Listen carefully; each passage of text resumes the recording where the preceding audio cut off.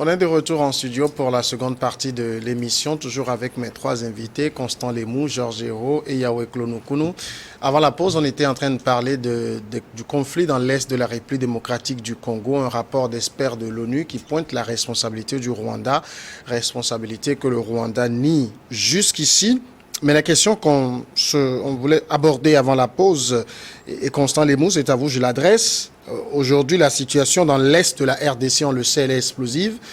Cette zone du pays fait face à des incursions de plusieurs rébellions, dont la plus active est celle du M23. Mais on a l'impression que, c'est vrai, on accuse le Rwanda, mais quand on prend la puissance de feu des deux armées, Rwanda, qui est un tout petit pays à côté de la RDC, on n'a pas véritablement l'impression que la RDC pèse. C'est ce que nous appelons dans notre culture ou dans notre tradition un mystère. La RDC fait 2 300 000 et quelques kilomètres carrés. Le Rwanda fait à peine 26 000 kilomètres carrés. La RDC fait plus de 108 millions d'habitants. Le Rwanda fait à peine 7 millions et demi. Et voilà, c'est le Rwanda qui tient la RDC. Je ne comprends pas. C'est véritablement un mystère. Mais peut-être un dixième de la population de la RDC peut marcher sur le Rwanda. La RDC pouvait faire disparaître le Rwanda tout entier. Mais le mystère est là, que le Rwanda est en train de malmener le géant de l'Afrique centrale. C'est un peu bizarre. Mais pourquoi la RDC n'a pas d'armée capable d'assurer la sécurité sur l'ensemble du territoire? Depuis la fin de Mobutu, c'est terminé. Au temps de Mobutu, le Rwanda ne peut pas lever le doigt devant l'armée zaïroise. Le Rwanda ne pouvait pas lever le doigt. Mais pour chasser Mobutu, on a bien armé le Rwanda. Le Rwanda a servi de base militaire aux puissances pour défaire le Zaïre. Et aujourd'hui, après Mobutu, la RDC a problème avec celui qui l'a aidé. On n'a pas retiré la puissance militaire au Rwanda. Mais après la guerre, pour chasser Mobutu, on n'a pas reconstitué et formé une puissante armée de la RDC. Lorsque Kabila père a tenté d'asseoir l'autorité du pays vis-à-vis des puissances, il a été tué. Kabila, fils, a compris et n'est pas allé sur ce terrain, mais a laissé ce qui devrait assurer la sécurité. Chacun cherchait à s'enrichir. Si bien que quand on parle de l'armée de la RDC, elle n'existe que de nom. Sinon, il n'y a pas de raison que le poussin Rwanda puisse tenir devant le géant RDC. Il n'y a pas de raison. Mais aujourd'hui, l'exemple de la RDC doit servir à tous les pays. Mais comment un pays peut exister, un pays peut être souverain s'il n'est pas en mesure d'assurer la sécurité intérieure et aux frontières de son territoire? Ce ne sont pas les richesses qui manquent à la RDC. Ce qui manque, c'est la vision, c'est l'action, c'est la stratégie. Tout cela manque à la RDC. La présence des forces onusiennes ne sert à rien. Ça ne sert à rien pour assurer la sécurité intérieure ou aux frontières de la RDC. Ce n'est pas possible. Il revient aux responsables du pays de prendre leurs responsabilités, de recruter et former véritablement l'armée de la RDC pour assurer sa sécurité et bouter hors les milices. Il faut mettre fin aux milices. C'est très important. D'accord. Et tant que ce n'est pas fait, c'est que tout le monde trouvera un chemin pour rentrer en RDC, se tailler une zone et exploiter.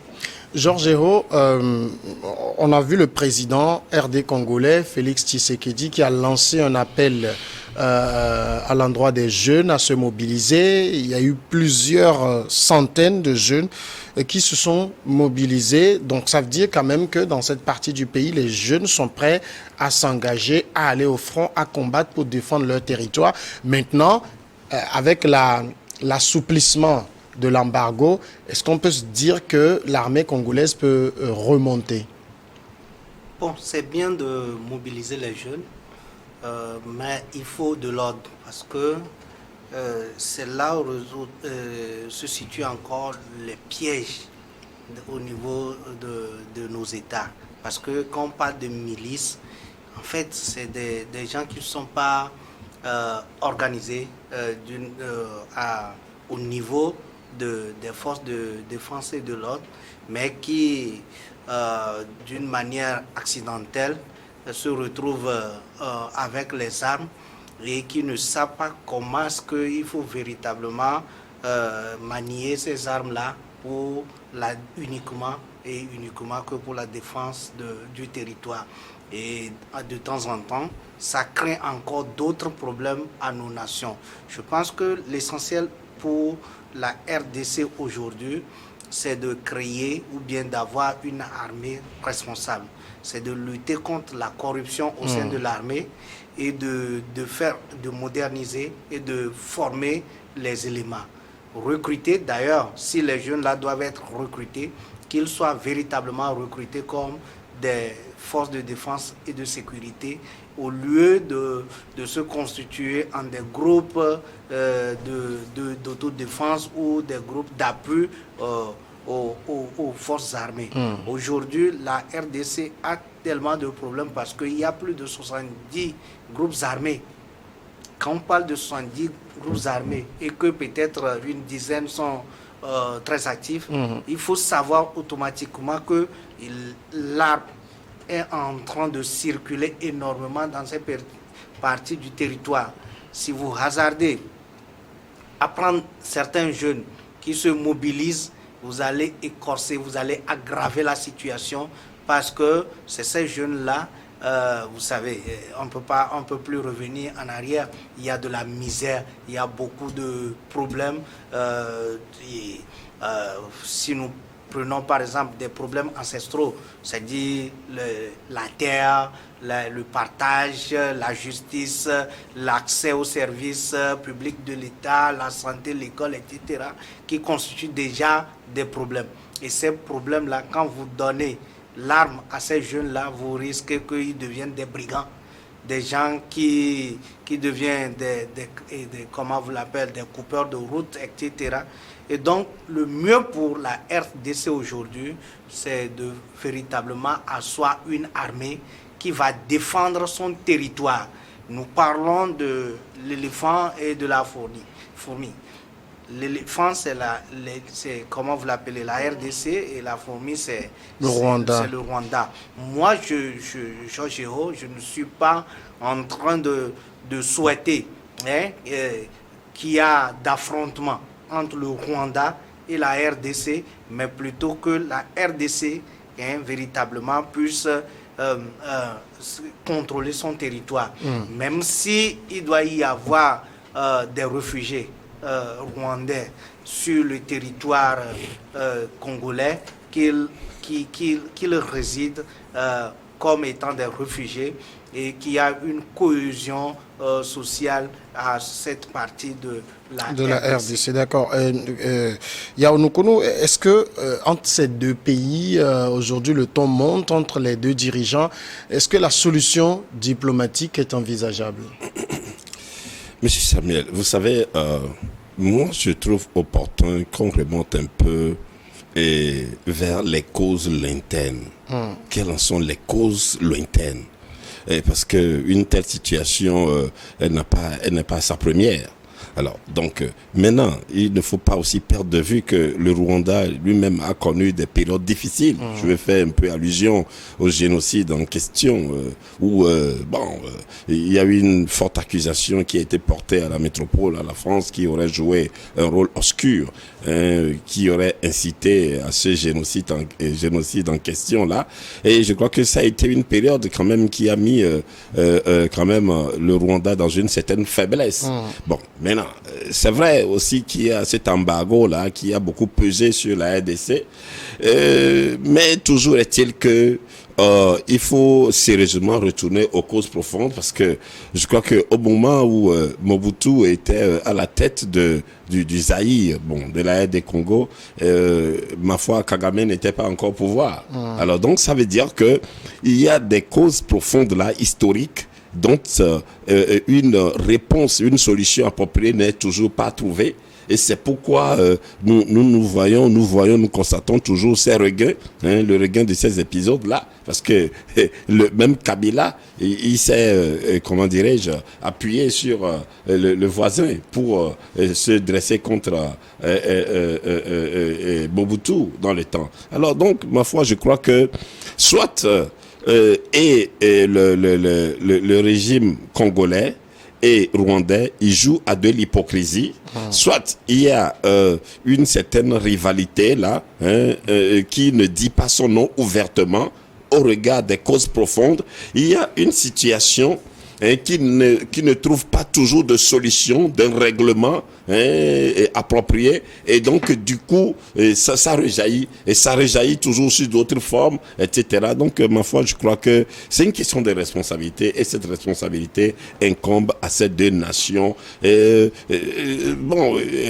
vrai que s'armer, oui, ce sont des dispositions non seulement de l'heure, mais normales pour un État. Mais dans la mesure où il y a toujours un problème en amont, un problème historique pour lequel une solution n'est pas trouvée, ma foi, je crois que même si le Rwanda, le RD Congo arrive à s'armer comme au temps de Kadhafi ou au même niveau que la France, le problème demeurera toujours. Alors donc il faudrait que c'est vrai que le président Tshisekedi a lancé un appel à face c'est un cri de détresse face aux exigences de l'heure, donc n'importe quelle solution pour l'heure serait toujours la bienvenue. On a vu également avec la Russie où arrivé un moment se retrouvant en situation de faiblesse, Poutine aussi qui a lancé un appel pour que les gens, les citoyens viennent appuyer le nombre de ces forces militaires en Ukraine, etc. Du coup, est-ce qu'il est possible que les deux pays se parlent sur cette question? D'une manière générale, lorsqu'il y a de ces conflits avec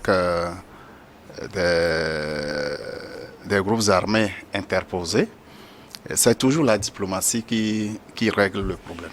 C'est toujours la diplomatie. C'est bien possible. Les discussions peuvent être engagées. Il peut y avoir des jeux de couloir.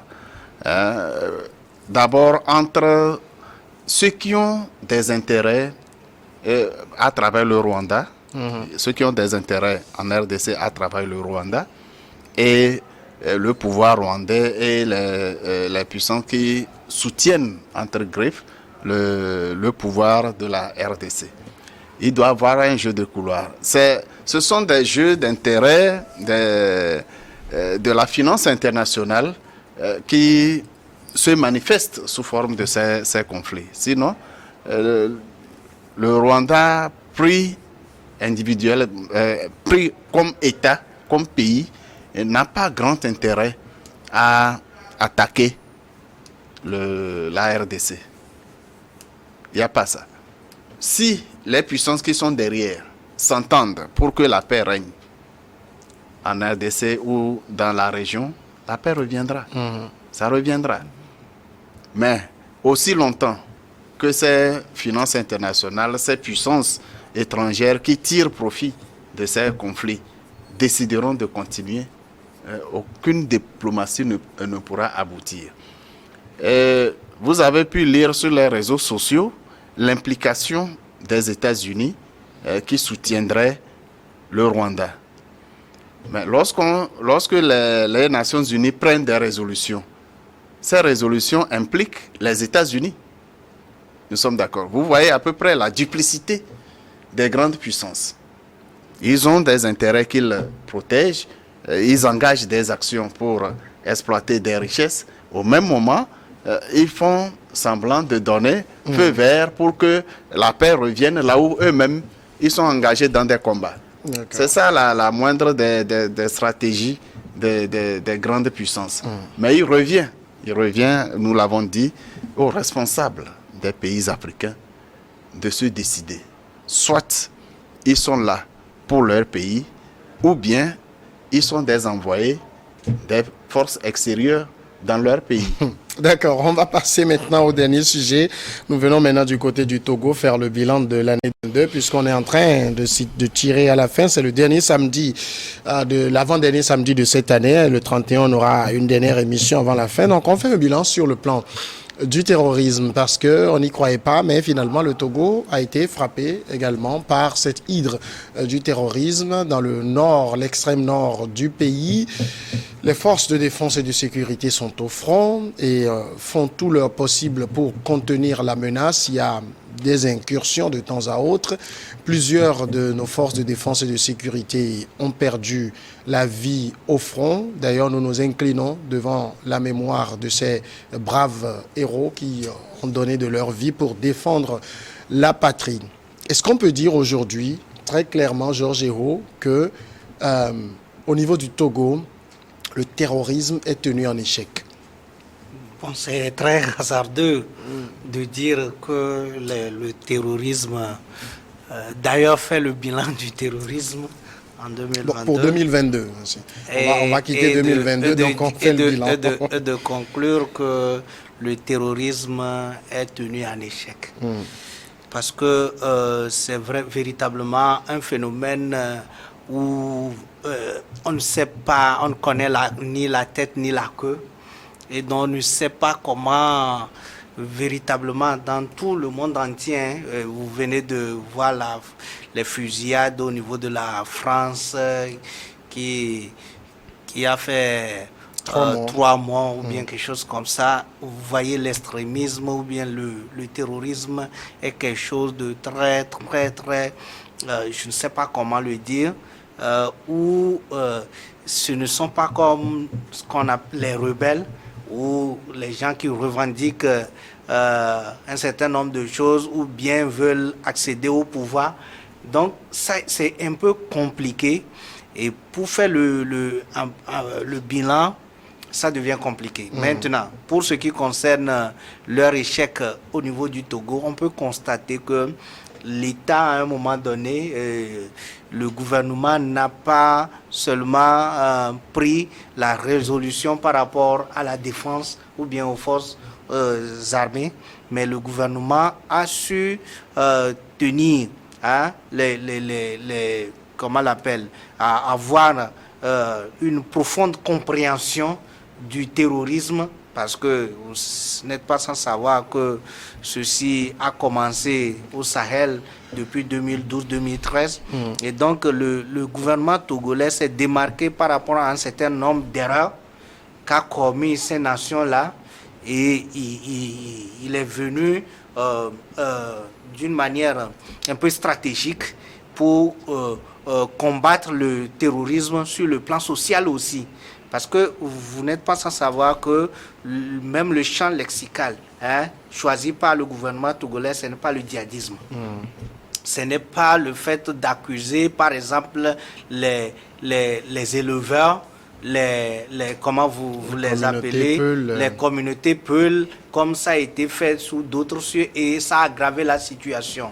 Donc, au Togo, la communication était soit l'extrémisme ou le terrorisme. Le djihadisme n'est pas employé par le gouvernement togolais. C'est-à-dire que c'est un peu un choix stratégique aussi. Et donc, l'État a déboursé plus de 200 quelque chose milliards vers le nord du Togo pour les actions sociales. les pistes rurales. C'est qu'on a etc. compris finalement Donc, que la lutte est aussi sociale. la lutte, oui, est aussi sociale. La lutte est aussi économique parce que... Mais est-ce que ça aussi, c'est pas un réveil, disons, tardif, parce qu'on a compris aussi que c'est une zone qu'on a abandonnée, qui est en proie à la misère. Vous savez que l'indice de pauvreté est plus élevé dans les savanes que vaut mieux partout. tard que jamais. Parce que l'État, quoi qu'on le dise, a des défis énormes et c'est pas seulement au nord du pays. Et donc, il faut quand même une planification harmonieuse des ressources de l'État sur toute l'étendue du territoire. Et donc, on ne peut pas dire de revers tardif, mais plutôt de dire que l'État a pris conscience de la situation et a répondu d'une manière prompte et véritablement, je le dis, stratégique pour contrer le terrorisme. Parce que l'une des ressources ou bien comment on appelle, l'objectif des terroristes aussi, c'est de créer la panique, la zizanie et faire déplacer les populations. C'est aussi l'autre objectif du terrorisme. Mais vous avez vu qu'ils n'ont pas pu atteindre ces objectifs-là, d'autant plus qu'il y a véritablement un bouclage de la zone qui permet quand même aux populations d'être rassurées et de rester sur place pour ne pas céder à ces paniques-là. D'accord. Donc aujourd'hui, on peut quand même parler du fait que l'objectif visé par ces terroristes ne sont pas atteints véritablement. Yaounoukoun, on sait qu'avec le terrorisme, on ne peut pas, c'est pas un combat qu'on livre avec une armée conventionnelle où on va dire qu'il y a deux armées qui s'affrontent. C'est des gens qui mènent des incursions, des attaques surprises souvent, qui se replient, donc qui reviennent assez souvent. Donc c'est un combat de très longue haleine. Mais par rapport à tout ce qui s'est passé en 2022, on ne connaît pas les intentions qu'affichaient les terroristes. Est-ce que aujourd'hui, vous vous dites, en tout cas, on a une réponse énergique de la part de la défense togolaise? Non, mais écoutez, M. Samuel, vous savez, je crois que l'annonce qui devrait nous être faite, c'est d'informer de l'état d'alerte maximal que le gouvernement, que nos forces armées auraient pris et sur pour ce qui concerne leur mission de défense, de sécurisation du territoire. Je pense que c'est un maximum d'alerte qui devrait nous être annoncé. Et j'ai encore le souvenir de cette attaque-là qui s'est opérée à Sigamé au Grand Marché, où encore une fois je salue la mémoire de ce gendarme-là qui aurait perdu la vie, mais qui vous souviennent que le terroriste en question a été maîtrisé par un civil. Bon, il y a beaucoup de personnes qui sont riées sur oui, parce qu'au moment où il n'arrivait pas à charger l'arme, pour un moment, c'est un civil qui a eu le courage de se jeter sur lui. Avant que... Bon, j'avais vu, il y a un policier qui est venu, qui l'a mis par terre et après les autres sont venus. Bon, oui, alors c'est pour dire que c'est une question qui concerne l'ensemble. C'est vrai qu'entre-temps, nous avons écouté le ministre de la Sécurité ou le gouvernement qui a appelé à la collaboration des civils. Mais je pense, ma foi, que tout ne doit pas se limiter qu'à des annonces ou aux communiqués.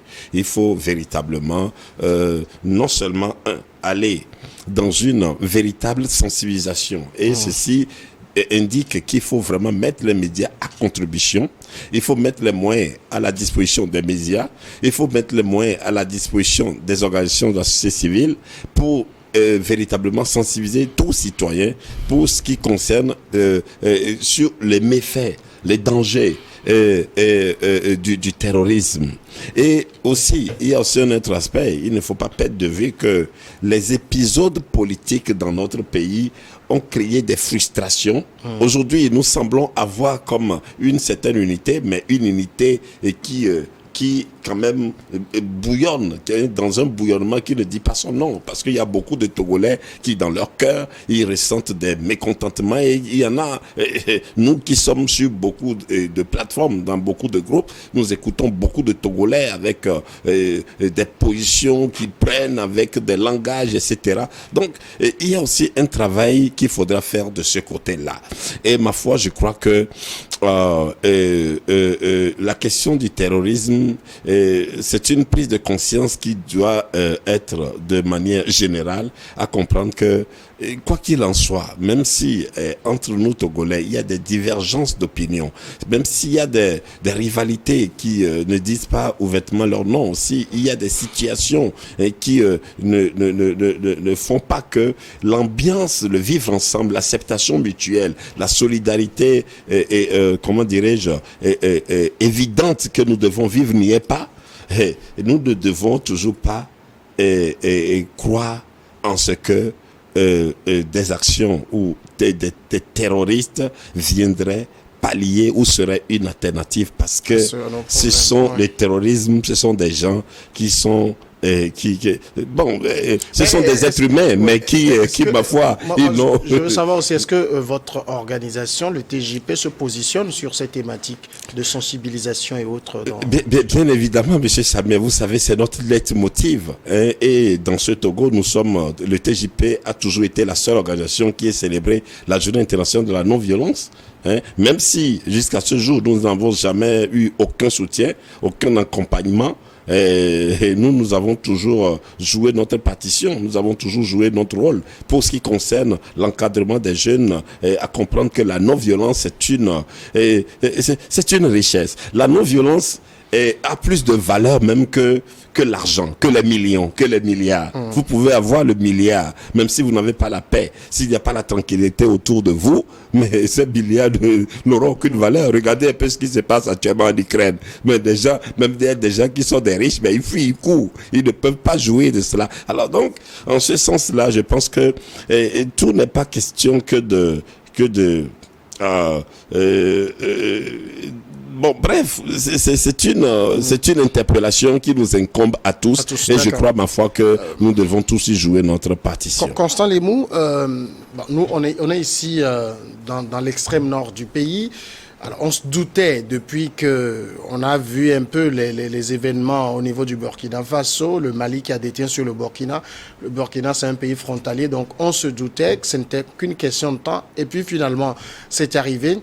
Mais la question que je veux poser, c'est vrai, Georges Hérault l'a dit, que les autorités togolaises ont une très bonne lecture du terrorisme. Ceux qui attaquent aujourd'hui le nord du Togo, est-ce qu'on les connaît? Est-ce qu'ils se réclament de certains groupes? Est-ce que c'est des Togolais? Est-ce qu'ils ont des intérêts à attaquer? Je pense que c'est une question partagée. Tout le monde s'interroge. Puisque jusque-là, personne ne sait quelle est la couleur de ces terroristes, ces extrémistes violents. Ce qui est sûr, ils recrutent dans tous les rangs. Ils recrutent partout où il y a des plaintes. Partout où il y a la pauvreté, ils recrutent. Mais il n'y a rien qui puisse justifier que des citoyens se lancent dans ce terrorisme ou se laissent enrôler par le terrorisme. Parce que le terrorisme n'a jamais été une solution à aucun problème. Le terrorisme répond à une stratégie qui échappe totalement à l'Afrique et qui échappe aux Africains. Le terrorisme est une stratégie de déstabilisation de l'Afrique pour permettre l'exploitation de ses richesses. Il n'y a rien d'autre. Il n'y a rien d'autre. Ceux qui ont organisé le terrorisme, ceux qui financent le terrorisme, ceux qui arment les groupes terroristes, ils savent bien quel objectif ils poursuivent. Ce n'est jamais dans l'intérêt d'aucun Africain.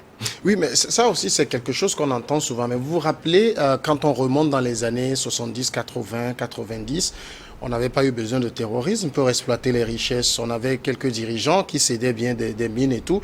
C'est quoi, ça a changé pour qu'on ait recours à cette stratégie de la terreur? J'en venais, qu'est-ce qui a fait partir Kadhafi?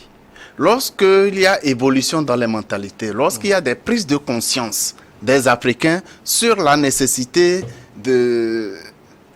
de maîtriser, d'exploiter eux-mêmes leur pays pour leur développement, ça pose problème.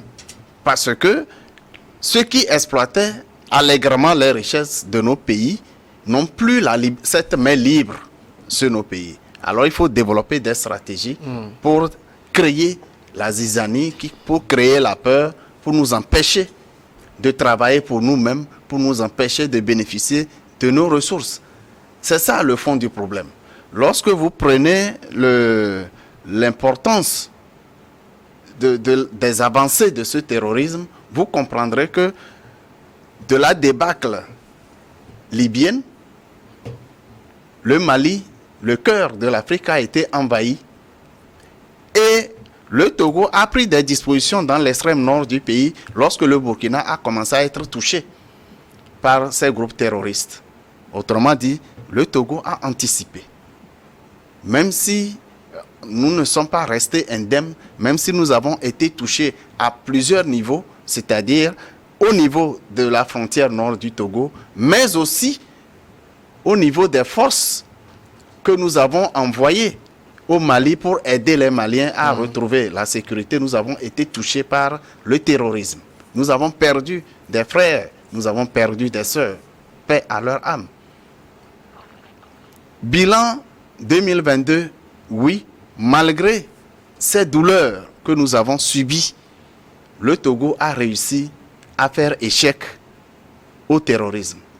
En réalité, lorsque vous prenez le plan stratégique, le Togo est un couloir très très important pour le terrorisme.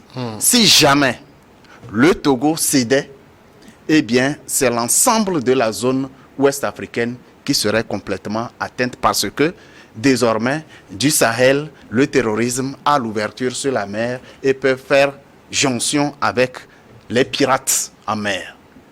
Autrement dit, l'alimentation sera de partout, en armes et en munitions, en argent, tout pour maîtriser la violence dans toute l'Afrique, dans tout l'Ouest africain, au Sahel et même partout où on voudra.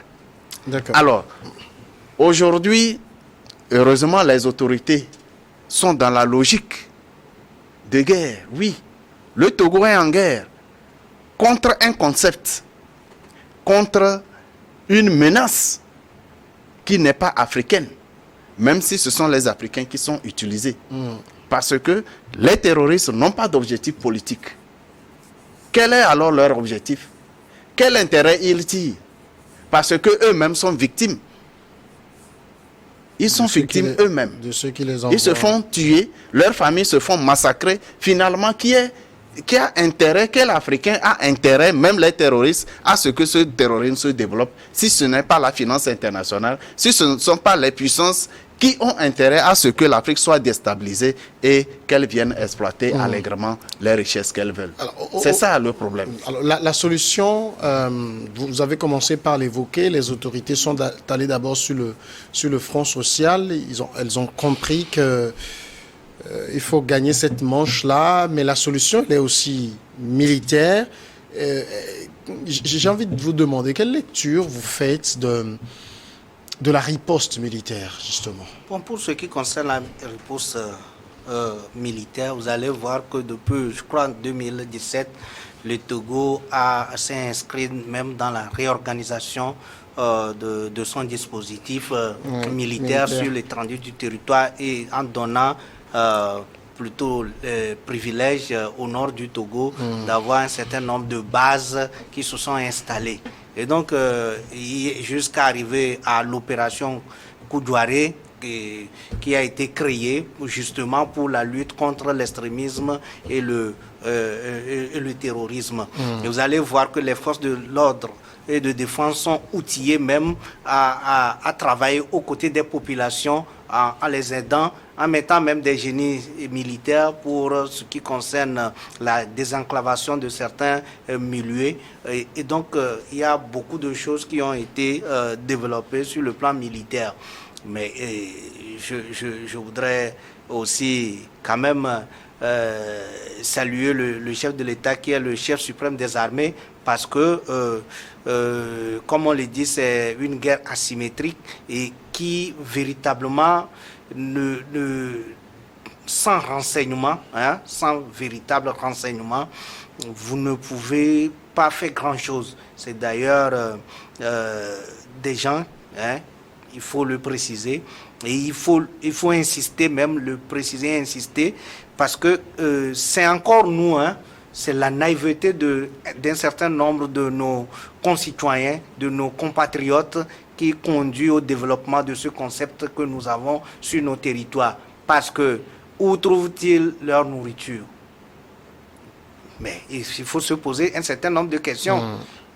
On dit qu'ils utilisent énormément de motos. Qui les achète ces motos-là? Ils trouvent les motos là où? Qui les procure en carburant? Leurs vêtements.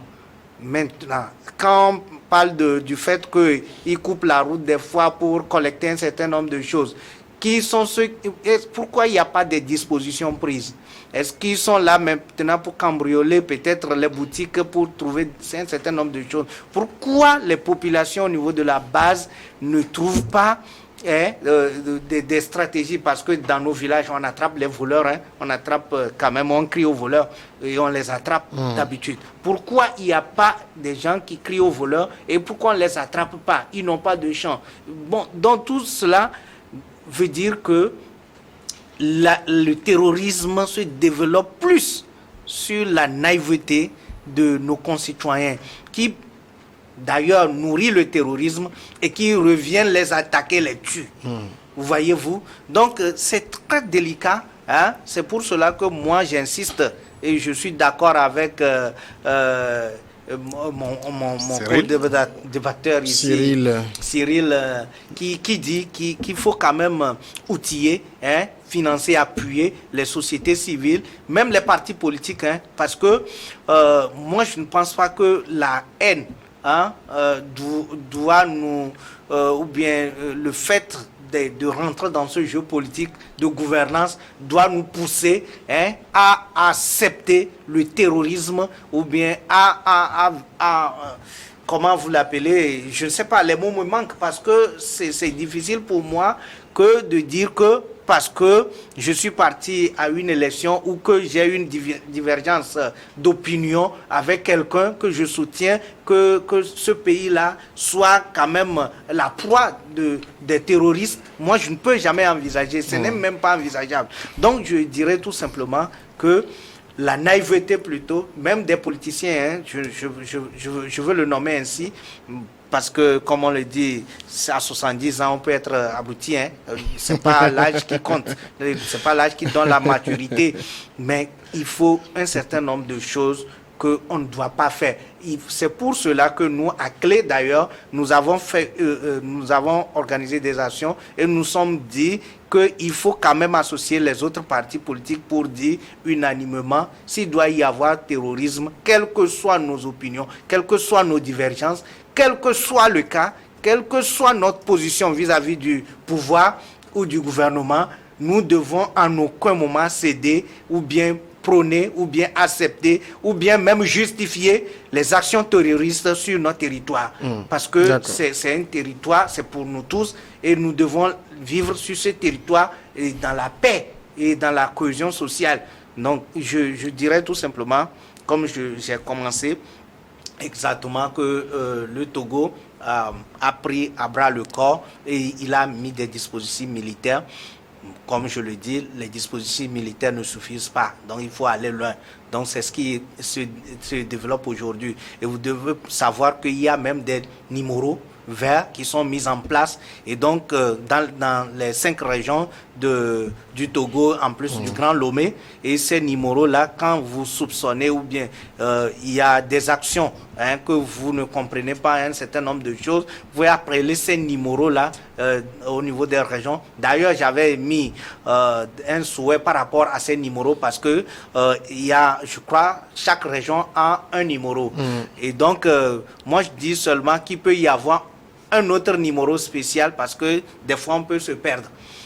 Où il doit y avoir une coordination entre ces numéros-là, afin que si je me perde dans la région des plateaux en appelant le numéro de la région de la Cara, qu'on ne me demande pas non d'appeler plutôt ce numéro, mais que l'interlocuteur puisse prendre l'élément pour communiquer avec son collègue de l'autre région, afin que ça aille très rapidement. Parce que si on me demande d'aller appeler encore un autre, vous voyez exactement ce qui peut se passer, surtout avec la population rurale, ça devient compliqué. Justement, Yaounoukoulou, est-ce que si on fait le bilan de cette collaboration qu'on souhaite tant qu'il y ait entre la population et l'armée, surtout sur le plan de la dénonciation et tout, est-ce qu'on peut s'estimer, bon c'est vrai qu'on ne sait pas trop ce qui se passe sur le front dans l'extrême nord, mais même ici, c'est pas parce qu'on est dans la capitale qu'on va se dire, bon, ça ne nous concerne pas.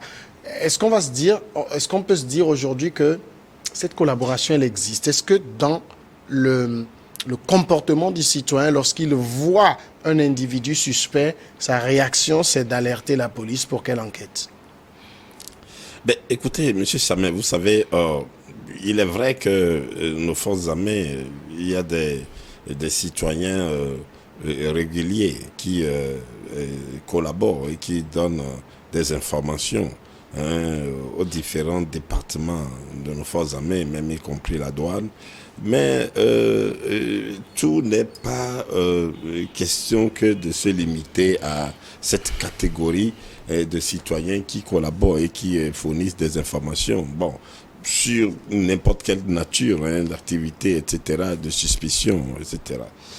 C'est en cela que, M. Samuel, nous, au temps de la jeunesse patriotique, en 2020, lors de la Journée internationale de la non-violence, nous avons lancé un appel. Et vivement, nous avons, comment dirais-je, je peux même dire, implorer le chef de l'État pour qu'il y ait le retour de tous les réfugiés politiques et la relaxation de tous les prisonniers politiques. Je pense que ce seront des actes qui vont vraiment concourir quand même encore à ce sentiment de vivre ensemble, comme disait tout à l'heure mon cher Réo, qui disait que le Togo c'est notre territoire et il nous appartient en tout ce que nous ne doit en être privé. Alors donc, et cet appel-là, nous l'avons répété parce que c'est un acte fort politique également qui a toute son importance et qui a tout son rôle à jouer. Et ma foi, je crois que en ce sens-là, une action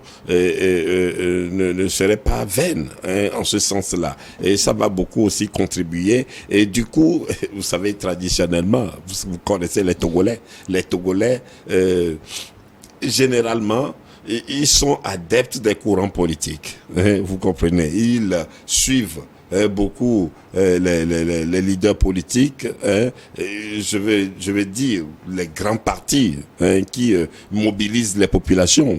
Je ne veux pas faire de demi-mesure.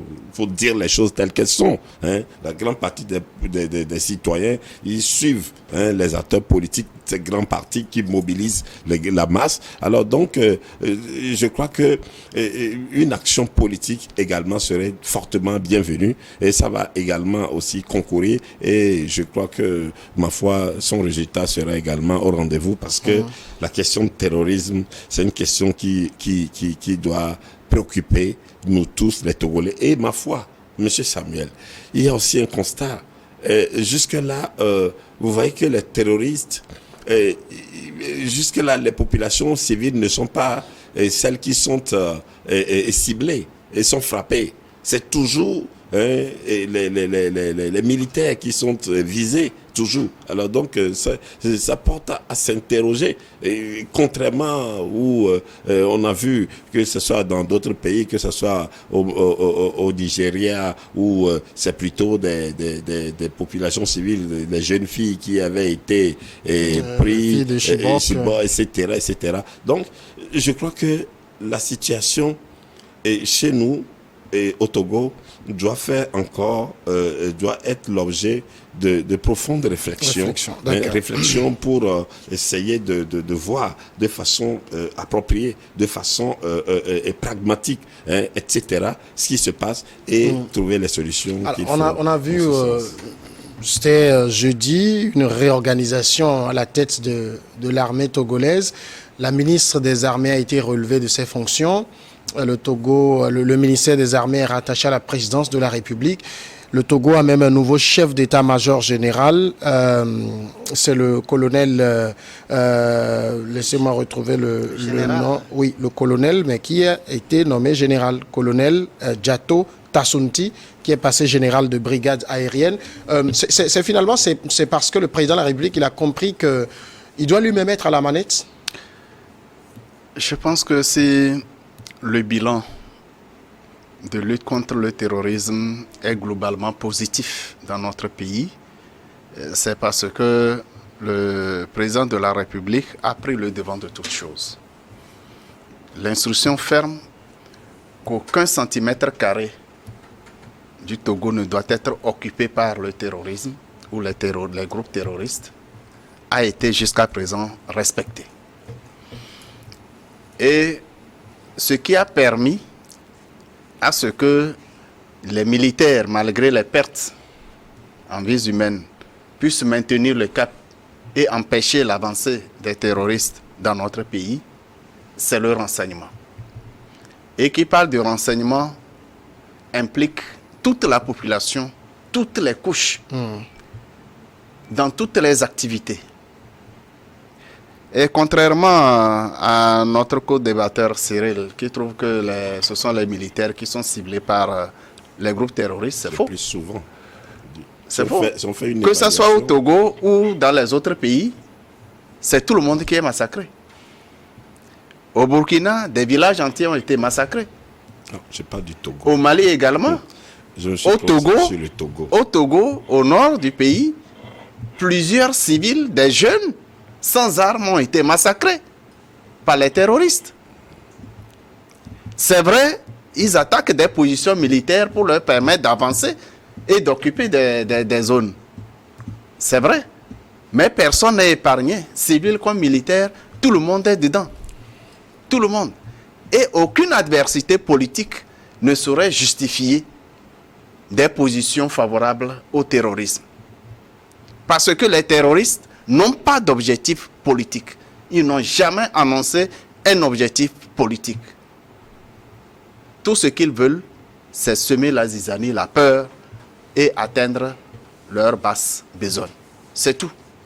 Ils n'ont jamais voulu, aucun groupe n'a annoncé l'intention de prendre le pouvoir ou d'occuper un poste politique nulle part.